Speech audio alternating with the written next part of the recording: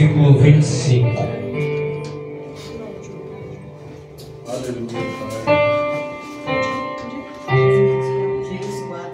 Gênesis capítulo 4, versículo 25. Amém? Amém. Diz assim: novamente Adão teve relações com sua esposa e ela deu à luz outro filho, a quem chamou de Sete, exclamando: Deus me concedeu outro filho para ficar em lugar de Abel, que foi morto por Caim. Sete foi pai e deu à luz a seu filho, o nome de Enos, que foi o primeiro a proclamar o nome de Yahvé. Amém? Amém. Soberano Deus, eterno Pai, Altíssimo, te agradecemos, meu Deus, por esse dia. Glória a Deus, aleluia, Senhor. Pelo respirar. Pai, te agradecemos pela vida. Igreja, meu Pai, Deus, te agradecemos pela oportunidade de mais uma vez entrarmos na tua casa, Pai, para te adorar. E Pai, nesse momento pedimos, meu Deus, a tua presença neste lugar, Pai, falando, Pai, aos nossos ouvidos, Pai, falando aos nossos corações, pois estamos, Pai, sedentos da tua palavra, necessitando, meu Deus, ouvir a tua voz mais uma vez. Altíssimo, te pedimos, Pai, haja com misericórdia para conosco e deixe-nos, Pai, ouvir a tua voz através dessa palavra. Pai, em nome do teu filho amado Jesus Cristo, amém. Graças a Deus. Poderia aceitar? O livro de Gênesis é um livro que conta a origem da história humana, da história do povo de Israel, da história de grandes homens.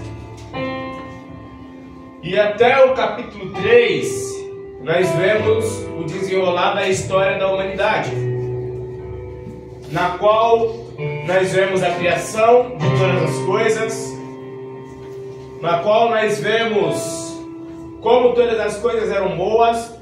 Nós vemos como Deus, Ele é um Deus maravilhoso, um Deus tremendo que tem poder. Nós vemos que Ele cria o homem à sua imagem, que Ele cria a mulher à imagem do homem, como Paulo fala lá em Coríntios. Nós vemos que os animais têm vida, que a semente dá o seu fruto, mas também nós vemos que o homem, embora nasceu perfeito, escolheu pecar contra Deus. E esse pecar que o homem escolheu trouxe consequências. Consequência esta que trouxe para o mundo o pecado, os espinhos, a dor, as doenças e, por fim, a morte. E Adão e Eva, logicamente ali eles morreram quando eles ingeriram aquele fruto de forma espiritual. Porém, fisicamente falando, eles não morreram naquele momento. Porém, talvez a dor que eles sentiram foi imensamente maior. Porque a Bíblia diz no capítulo 4 que Caim matou Abel. Ou seja, Adão e Eva, ao ingerir aquele fruto, não caíram mortos imediatamente. Porém, tempos mais tarde, seguraram seu próprio filho morto. Glórias a Deus. Por conta do seu pecado que por meio deles entrou no mundo. Então, às vezes nós pensamos que as consequências elas vão ser agora. Muitas das vezes é mais para frente. É aí que as pessoas não entendem sobre a lei e sobre a graça. A grande diferença é que na lei você pecou, você vai morrer naquele momento. Na graça você tem a oportunidade de mudar. Porém, se você não mudar, vai só acumulando. É igual você está devendo, aí você vai e faz mais conta e continua devendo, não paga a sua conta e continua fazendo conta. Chega uma hora que o banco ele vem para cobrar. O nome fica sujo. Tem conta para pagar e as coisas simplesmente se fecham. É assim que funciona com Deus. E nós vemos que então aquilo que era tão perfeito que Deus criou simplesmente deixa de ser tão perfeito. Porque agora no meio da perfeição tem também o imperfeito. O imperfeito colocado por meio de mãos humanas. Da mesma forma que Cristo diz na sua parábola que no meio do trigo tem o joio. No meio do trigo tem aqueles que aparentam ser trigo, porém não são trigo, são joio, que não tem frutos. E nós vemos que a humanidade ela se acostuma a viver uma vida nesse mundo que era perfeito, mas agora é um mundo não tão perfeito assim. Nós vemos que esse homem Caim, ele segue a sua vida normalmente e ele tem um filho chamado Enoque. E Caim, ele constitui uma cidade e coloca o nome dessa cidade de Enoque, em homenagem a seu filho. Nós vemos ainda os descendentes de Caim confeccionando instrumentos musicais, confeccionando espadas e armaduras, aprendendo a plantar, aprendendo a cultivar o solo, aprendendo a cuidar de animal, aprendendo a viver nesse mundo que não é mais perfeito, vivendo uma vida normal. Uma vida normal como muitas das vezes nós vivemos hoje em dia. Trabalhando, casando, dando-se em casamento, comprando, vendendo. Uma vida comum. Gerando filhos, gerando às vezes frutos bons, às vezes frutos ruins. Vivendo ali uma vida comum. Construindo o que dá para construir. O que não dá, não constrói, fica apenas nos planos, mas ali continua vivendo a vida. Tempos depois, após a morte de Abel, a Bíblia diz que Adão e Eva têm outro filho, na qual seu nome é Sete. É muito interessante, igreja, quando Eva, juntamente com seu esposo, são ali indagados por Deus por que eles fizeram aquilo. Tem toda ali aquela história da punição, mas Deus ele deixa uma promessa para a mulher, que dela viria um homem que iria esmagar a cabeça da serpente. E ela pensou que foi seu filho ali, Caim, primeiro filho. Porém ele era assassino. Poderia ter pensado que era o segundo, porém ele morreu nas mãos do assassino. E agora, pela fala dela, Deus me deu outro para ficar no lugar de Abel, que foi morto por Caim. Parece que ela está pensando, aqui então está o homem que vai pisar na cabeça da serpente. Porém, mais uma vez, ela estava enganada, pensando que o propósito de Deus ele também acontece assim. Da mesma forma que Deus ele trabalha, muitas das vezes, para condenar, ele também trabalha para abençoar. Depende simplesmente do seu querer. Quando Deus quiser cobrar, ele vai cobrar. Quando ele quiser abençoar, ele vai abençoar. Porém, nós temos que ter sempre a certeza de que se ele falou, vai acontecer. Porque ele prometeu para a mulher que dela viria um homem que esmagaria a cabeça da serpente. E esse homem veio. Porém, não eram as pessoas, os homens na qual ela pensou que era. Porque ela colocou a sua esperança no seu filho, que era assassino. Colocou a esperança no outro filho, que agiu com ingenuidade. E agora coloca no terceiro filho, que também não é aquele que veio para esmagar a cabeça da serpente.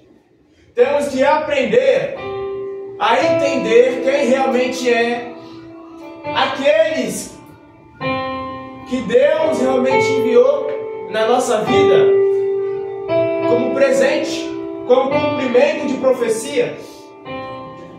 Temos que entender quais são as portas de emprego que Deus está nos enviando como resposta de oração. Temos que entender quais são as bênçãos que realmente são de Deus. Quais são os agrados que realmente vêm de Deus. Porque muitas das vezes Deus fala uma coisa para nós e nós ficamos tão ansiosos, mas tão ansiosos, mas tão ansiosos, que Deus promete um carro. Nós vemos a chave na rua, nós já pensamos, o carro vai estar ali na esquina. E às vezes o carro ainda está sendo construído lá na fábrica. Isso aqui é uma ansiedade. Talvez o coração pensando, é hoje que Satanás vai comer o pão que Deus amassou. Quando na realidade ainda está sendo trabalhado. Mas vai acontecer. Esse homem Sete, embora não era o Messias, não era aquele que iria pisar na cabeça da serpente, ele fez um feito muito importante. Ele gerou um filho. Qual o nome do seu filho? Enos. Enos. E a Bíblia diz que Enos foi o primeiro a proclamar o nome de Yahvé. Olha que interessante. Quantas gerações depois de Adão para realmente a humanidade proclamar o nome de Yahvé? Foi a segunda geração depois de Adão, era o neto de Adão, para a humanidade começar a proclamar o nome de Yahvé. A Bíblia não nos conta muito sobre a história de Enos. Na realidade só diz que ele teve um filho com o nome de Cainã e que ele viveu 800 e poucos anos.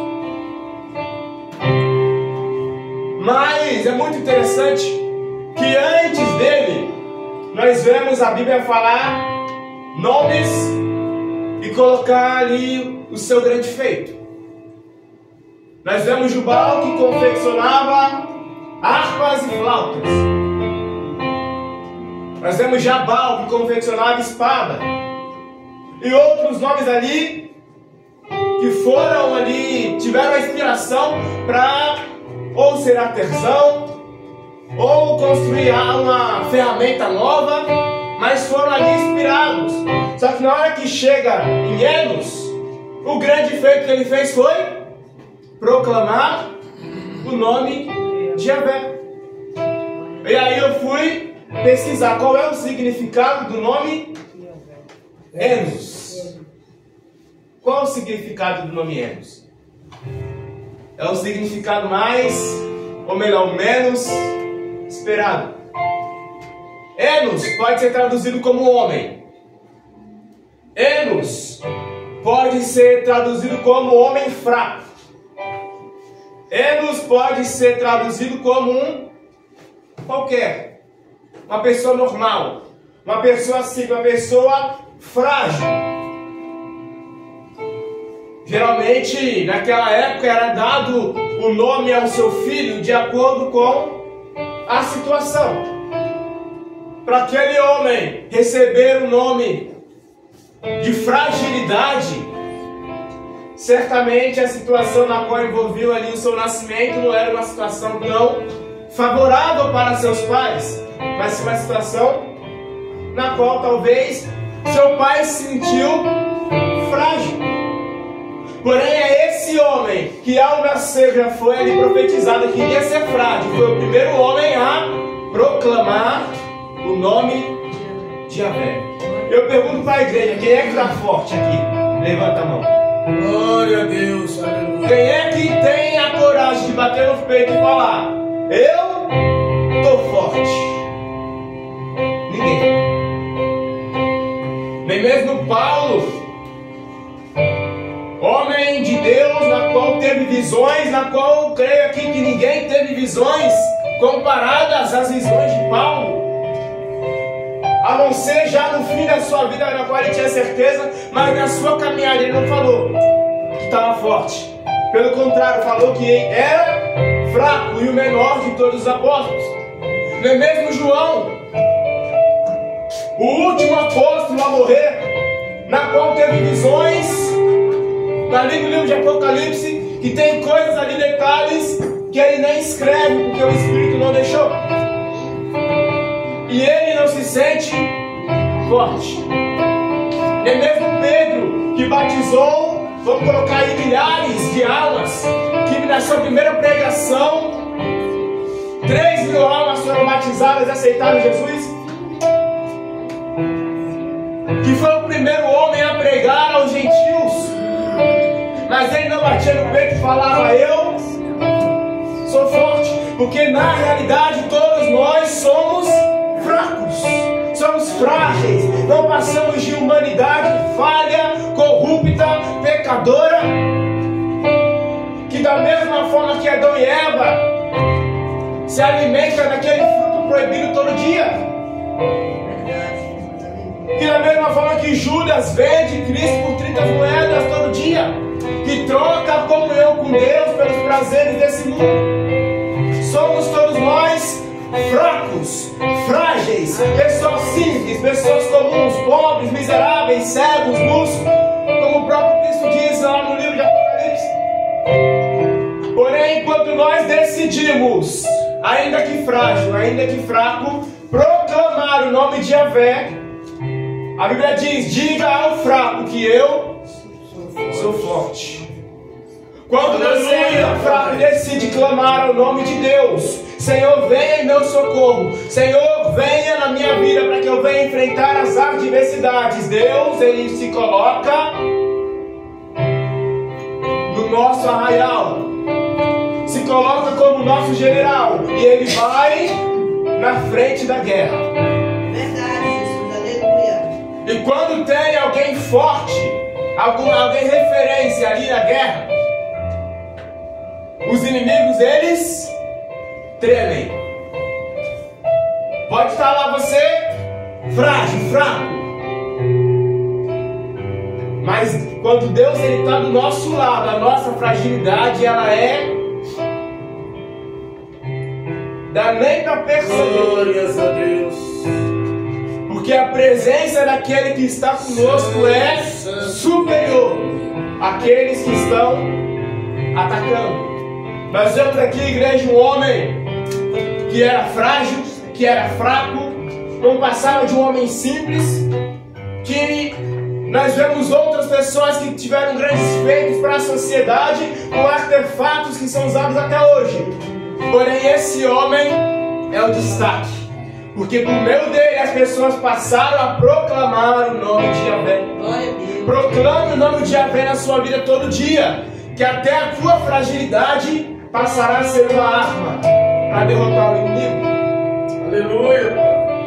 Passará a ser uma ferramenta para derrotar Satanás. Porque quando nós estamos fracos, aí é que nós estamos fortes.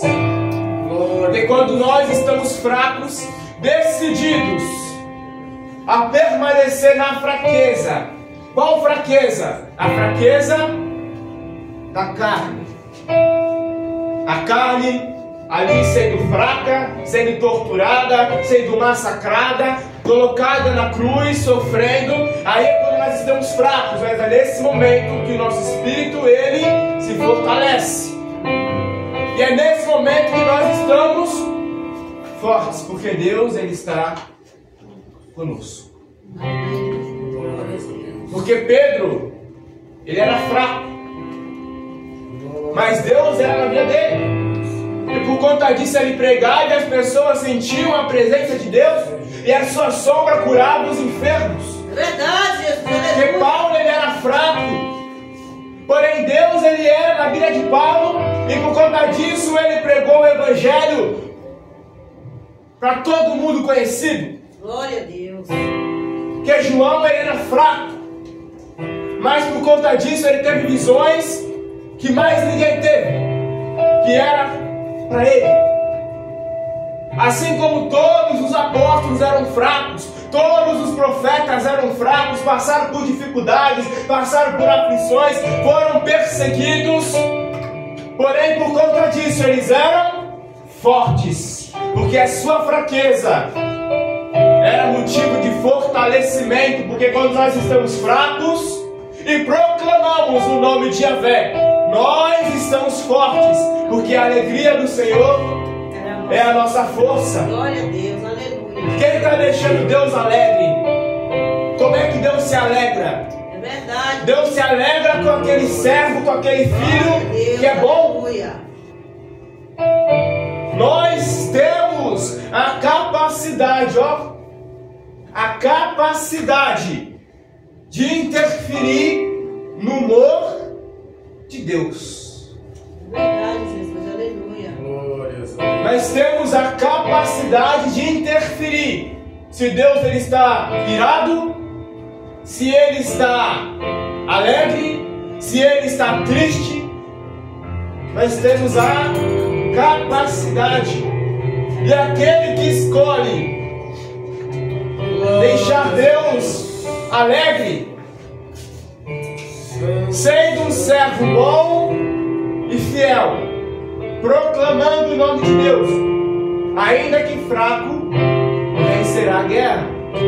Aleluia, Jesus. Glória a Deus. Por mais impossível que possa ser a guerra, por mais complicada, por mais densa, aquele que ainda frágil, fraco, que proclamar o nome de Glória a Yahvé, Deus, aleluia, Senhor. vencerá a guerra. Porque Cristo diz: pedi, pedi e dá-se-vos-á. Pediu o quê? Tudo que pedi com fé, crendo, recebereis. A gente vê que a palavra de Deus está tudo conectado.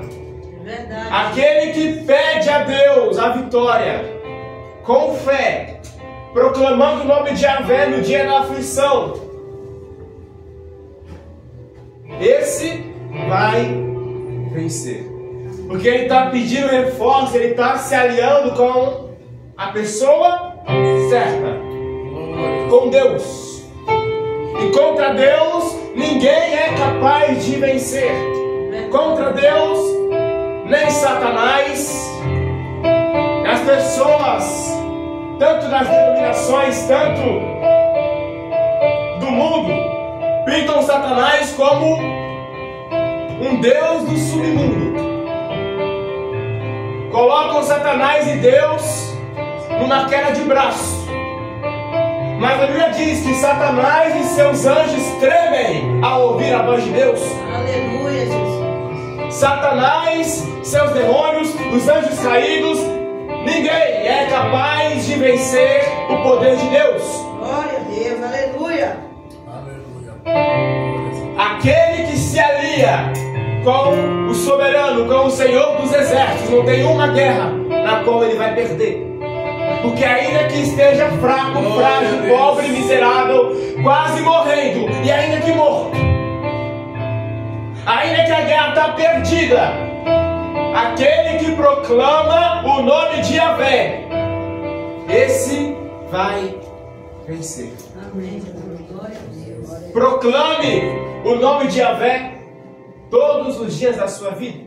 Aleluia, Pai. As pessoas, principalmente o brasileiro é um bicho muito burro. Gosta de colocar sua confiança em amuletos, em artefatos, em pé de coelho, em ferradura de cavalo, trevo de 4 folhas, e coloca ali a sua alma naquele negócio de tal forma que pensa que aquilo pode trazer algum benefício. Estava conversando com um casal de alunos hoje, e ele estava falando um pouco da sua história, O homem nasceu na igreja, foi para o mundão. E ali se perdeu, mas hoje, graças a Deus, voltou. E a mulher, ela nasceu na igreja, porém ela era igreja católica.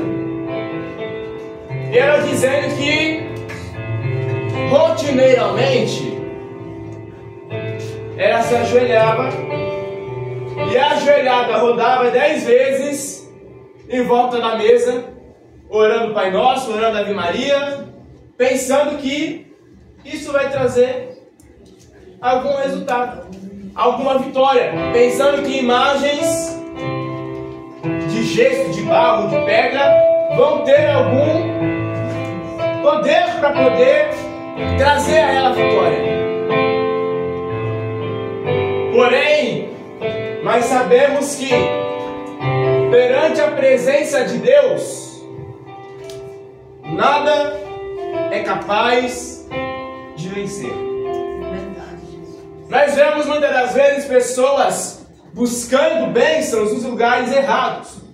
E muitas das vezes até recebem. Pessoas que vão no centro de macumba buscar a paz. Pessoas que vão até o centro de macumba buscar bênçãos materiais.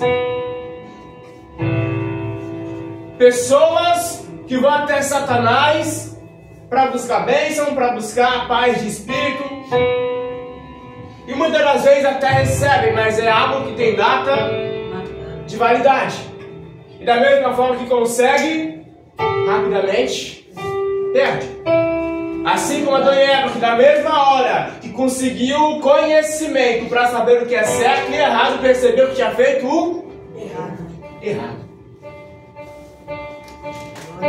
Na mesma hora que você faz algo para entender se você está fazendo certo ou se está fazendo errado, você percebe que o que fez foi errado. E isso traz consequências. Porém, esse homem, a gente vê, pela pouca informação que nós temos dele, que provavelmente era um homem sem muitas opções. Eu pergunto para você, quantas opções você tem? Quando nós temos várias opções, fica difícil escolher. Quando nós temos vários caminhos, fica difícil escolher qual é o caminho que nós vamos seguir. Quando você tem um bom currículo, boas referências e 10 portas de emprego se abrem. Uma quer pagar 10, outra quer pagar 20, outra quer pagar 100. Aí tem os benefícios, tem a carga horária. Aí você analisa tudo e fica pensativo qual que você aceita. Mas quando você só tem uma opção, aí a porta fica estreita. Quando eu comecei a trabalhar com música, eu bolei essa frase, porque eu queria ter um filósofo na época. Quando não se tem um plano B, é muito mais fácil o plano A funcionar. Porque se você não tem uma escapatória, você vai fazer de tudo e mais um pouco para fazer com que aquilo dê certo. Então quando você está num casamento, mas você não tem outra opção a não ser permanecer no casamento, você vai fazer de tudo e mais um pouco para dar certo.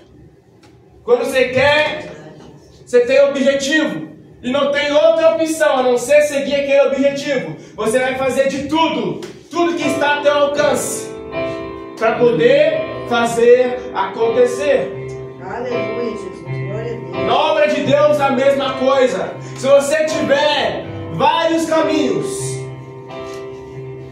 se você tiver várias portas para seguir, ou Jesus, a porta que leva até a salvação, o caminho que é estreito, mas que leva até a vida eterna, ou diversas portas largas, a porta da prostituição, a porta da macumbaria, a porta da idolatria, da feitiçaria, das orgias. Quando você tem várias opções, Aí para você escolher a certa, a probabilidade é muito menor.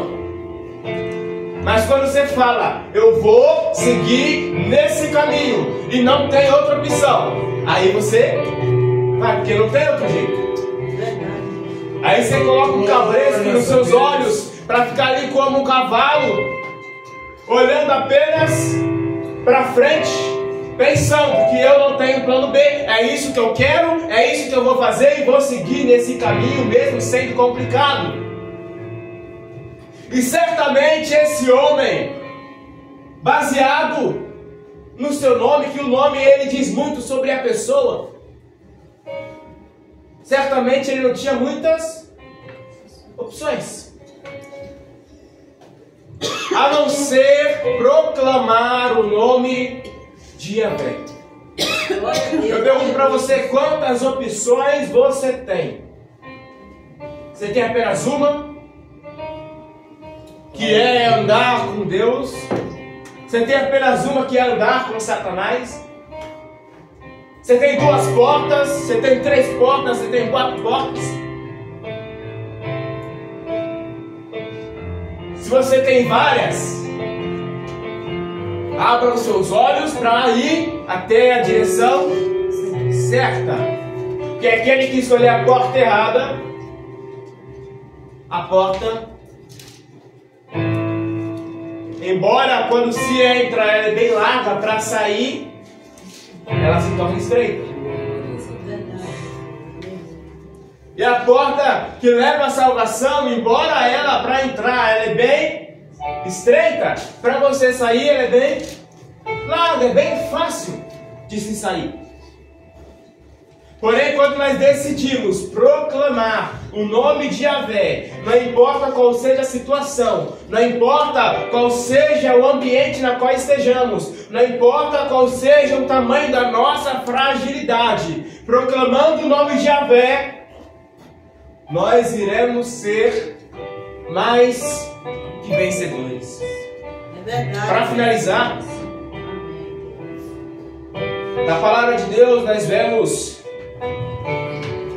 muitos códigos escondidos. Na genealogia de Adão, nós temos alguns homens: Adão, Sete, Enos, Cainã, Malalei, Jared, Enoque, Matusalém, Lameque e Noé. Quando nós pegamos o significado de cada nome, assim como nós fizemos com Enos, que não passava de um simples homem frágil, nós vamos ter a seguinte frase: ao ser humano foi definido que o homem foi adquirido para louvor a Deus, e o descendente consagrado como homem do juízo trará poderoso descanso. Eu vejo que isso vai justamente de encontro com a proclamação de Yahvé. Nós não devemos fazer nada na obra de Deus buscando algo em troca. Devemos fazer porque amamos a Deus acima de todas as coisas. Porém, a Bíblia nos diz que aquele que faz a obra de Deus, ele terá recompensas. Recompensas essas que são a salvação, que são a paz, que excede todo entendimento, são as bênçãos de Deus, são as promessas de que não faltará pão, não faltará água, não faltará vestimenta, que Deus ele vai prover. Porém, aqui nós vemos que aquele que proclama Yahvé, que clama a Deus, ele receberá um poderoso descanso. Agora se imagine numa guerra, e se você está numa guerra, imagine a sua guerra. Uma guerra que talvez já está perdida, ou está caminhando para a perdição. Mas aí quando nós proclamamos a Deus, pensando na vitória, nós temos algo além, que é o descanso pós-guerra. Ninguém aguenta ficar guerreando e guerreando e viver uma vida de guerras. Deus, Ele promete para o seu povo paz, descanso. Aquele que proclama o nome de Deus, proclama o nome de Yahvé, clama a Ele no dia da sua angústia, no dia da sua alegria. É esse que habita no esconderijo do Altíssimo. Verdade. E a sombra do Onipotente descansará. É esse que olha para Deus e fala: o Senhor é meu pastor e nada vai me faltar. Descanso nos mares verdejantes, próximo ao ribeiro. É esse na qual vem a provisão, na qual vem a paz, na qual vem o descanso, por conta de um ato: proclamação a Deus. Amém? Amém. Eu agradeço a minha oportunidade em nome de Jesus. Glória a Deus. Aleluia, Jesus. Amém, glória a Deus. Glória a Deus, amém. Irmã José, né, tá com a oportunidade, amém.